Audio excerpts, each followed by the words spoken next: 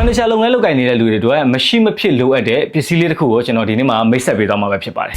ဒီပစ္စည်းလေးကတော့ furniture တွေလုပ်ကိုင်တဲ့နေရာမှာ liner ဖြတ်တဲ့ကာတာလေးဖြစ်ပြီး liner ဖြတ်တဲ့အခါမှာလည်းတိတိကျကျမှန်မှန်ကန်ကန်နဲ့ဖြတ်ပေးနိုင်ပြီးတော့သူ့အသုံးပြုထားတဲ့ liner ကလည်းတစ်ခါတည်းဇောင်းလုံးပေးသွားတာပဲဖြစ်ပါတယ်ဒီကာတာလေးကိုတော့ကျွန်တော်တံမီအသွားနဲ့အသုံးပြုပေးထားပြီးတော့မှတစ်ခါဝယ်ပြီးတာနဲ့မပြောက်မချင်းသုံးလို့ရမယ့်ပစ္စည်းလေးလည်းဖြစ်ပါတယ်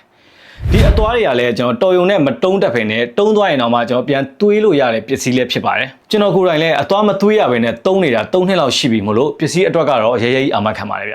ဒီကာတာလေးရဲ့အားသာချက်ကတော့ liner ကတ်ထားတဲ့ဘလို့နေရာမျိုးမဆိုဖြတ်လို့ရတာဖြစ်ပြီးတော့မှသူနဲ့ဖြတ်တဲ့ liner မှန်သမျှကိုလည်းသူကဇောင်းအနားလေးလုံးပေးသွားတာဖြစ်တော့လက်ရတေးသေးတက်တက်လည်းရပါတယ်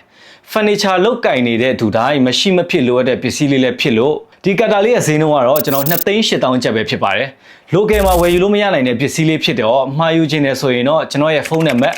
သို့မဟုတ် Page Messenger ကလည်းလာရောက်မေးမြန်းဆက်သွယ်မှာယူနိုင်ပါတယ်ဗျကျေးဇူးတင်ပါတယ်ကျွန်တော်နိုင်လင်းစောပါ